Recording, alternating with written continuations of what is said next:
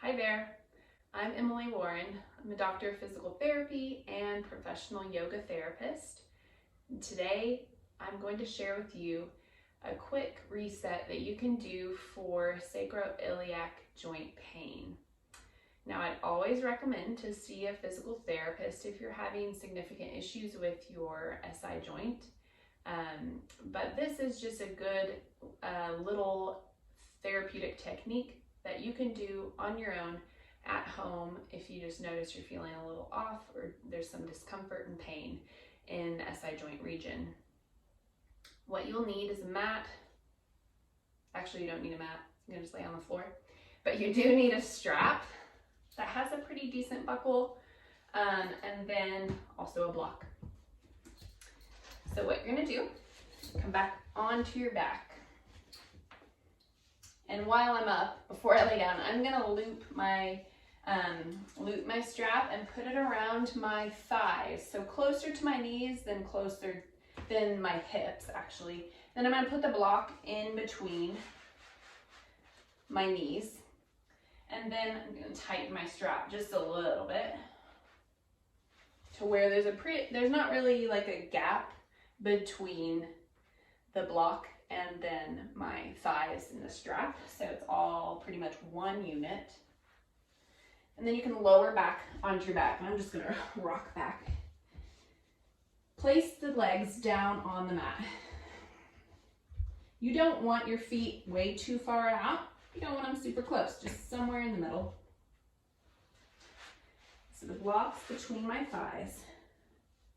And all you have to do, there's gonna be two movements with this, is squeezing the block and then pushing out against the strap. But we gotta do it mindfully for your sacroiliac joint issues.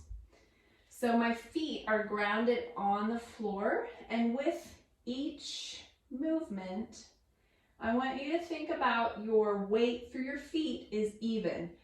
So you can engage the low belly with the breath out without doing a pelvic tilt down onto the mat and flattening your back on the mat, but pulling the belly in. And then you can squeeze the block gently. You don't have to do 100% contraction here, just 50% or less is enough. For 3, 2, 1, release. And then you're gonna push out against the strap. 50% or less. You don't need big movements here. For 3, 2, 1, release. So now I'm gonna bring your attention to your feet.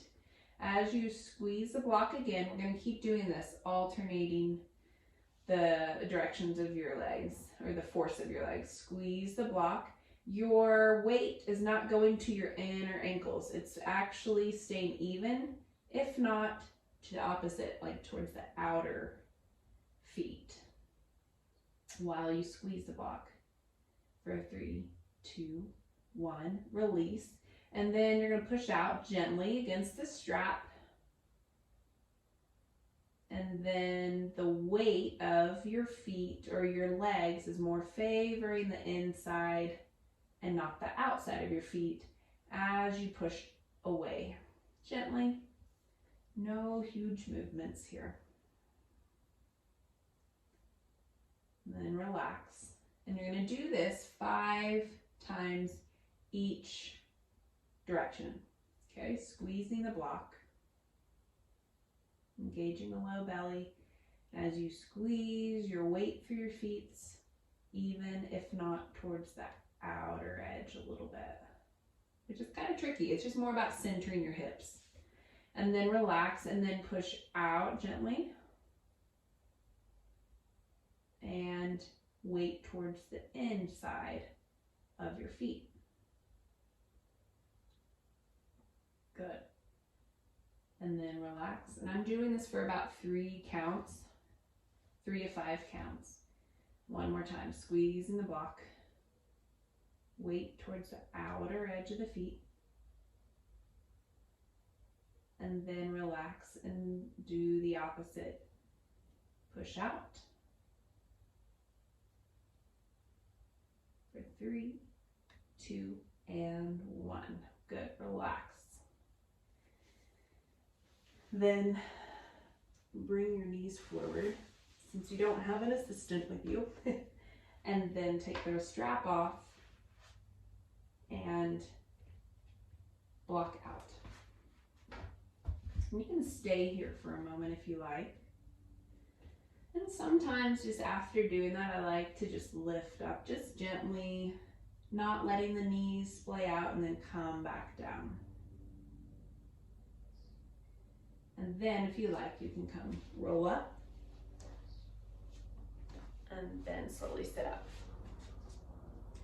So that's the quick reset that you can do, and just take note of how you feel afterwards, if your discomfort or pain is gone, and you can even walk around and see how it feels. But that's a little tool for your toolbox for your spinal health.